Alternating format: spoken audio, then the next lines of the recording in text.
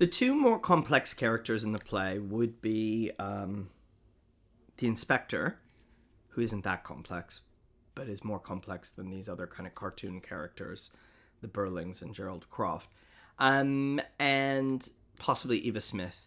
Eva Smith, who we never see in the BBC movie. We see her because it's so tempting to see her, but I think her absence is really important and particular. The inspector never changes. He's quite simplistic, actually, because it's a bit of a morality play. His name is a pun on ghost, and ghoul is very simplistic. Essentially, what Priestley's doing with the inspector is using this morality character as a stand-in for himself to expose the hypocrisies and lies of these other characters. Priestley himself was a socialist, so in some ways the inspector stands in for his own social and political judgment, particularly the warnings that we need to change society. And it's through the inspector, his conduct, his voice, his dramatic presentation, that Priestley really mocks this world and this family. And that pretty much is his dramatic function, to expose these people.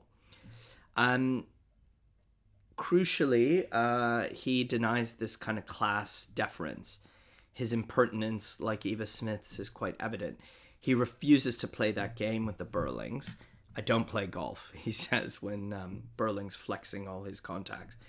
All of us are connected, is what he's trying to say, and each of us have some connection to this murdered girl is itself a metaphor for what he's looking at. Contextually, this is economic and social way of exploring the power of redistribution and socialism in general.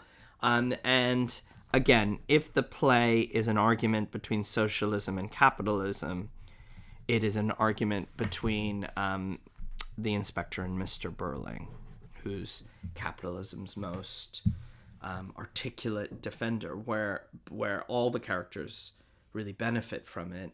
Mr. Burling is the one that really kind of articulates it, whereas and the inspector is the one who really articulates socialism. The more you understand the tension of that in the play, the more you'll understand the play. If you were watching the play in 1945, you're watching through the inspector's eyes, looking at 1912 and realizing it's just a time of great inequality, arrogance, and inequity.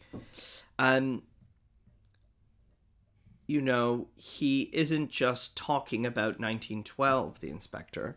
He seems to be making reference to the world that we ourselves live in now, which is kind of the point. The point of the play isn't as much 1912, I would argue. It's to make us think about the present. And his goodbye speech, he leaves at a really dramatically important point, and it's really important that the characters think or find out, or rather imagine, or whatever you want to say, that he's fake, because they need to reject the idea that what he's saying is true. And this double folds the power of the ending, so that when they find out that it's all going to happen again, they get doubly punished, even when given an opportunity to change and take responsibility. And if Burling's opening speech about us not taking responsibility for each other is really crucial and emblematic of Burling's position, it's the inspector's final sign off, which is, okay, look, that's just one Eva Smith, but there are millions and millions of Eva Smiths and John Smiths, and their fears and suffering and hopes. This is all caught up in our lives, and if we don't do something about it, it's going to be fire, bloody, and this is going to be revolution.